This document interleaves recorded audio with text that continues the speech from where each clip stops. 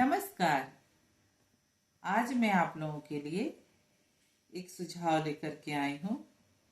उम्मीद करती हूँ आप लोग उसको मान करके लाभान्वित होंगे।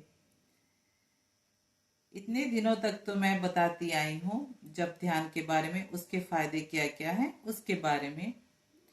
तो इसका तो लाभ होता ही है, ये भी बताया है। प्रत्यक्ष लाभ मैंने अपने जीवन में देखा है, इसीलिए बताया है।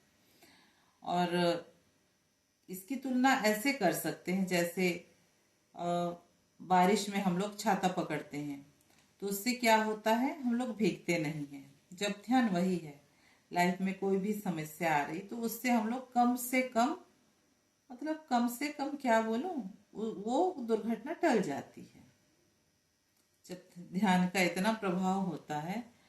लेकिन उसके साथ इन नियमों को जो मैं बता रही हूँ ना, इनको पालन करने से और लाभ होगा।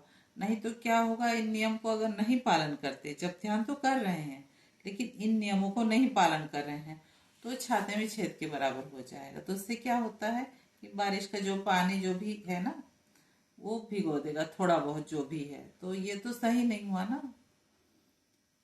तो इसीलिए इन नियमों को पालन करते हुए जब ध्यान करने से पूरा पूरा लाभ मिलता है।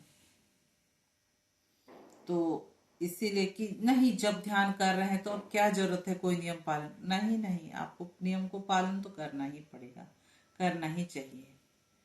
इसका लाभ बहुत है। तो चलिए आज भी एक सुझाव के बारे में बताती हूँ।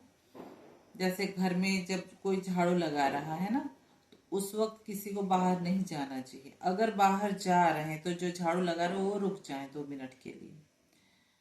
उसका जो धूल है, उसका हवा है, वो उसके शरीर को नहीं लगना चाहिए, नहीं तो तबीयत खराब हो जाती है, कुछ ना कुछ तो खराब होती ही है।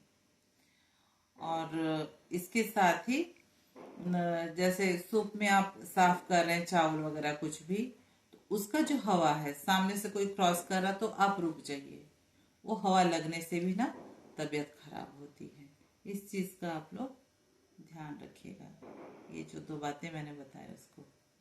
आज के लिए इतना ही। धन्यवाद।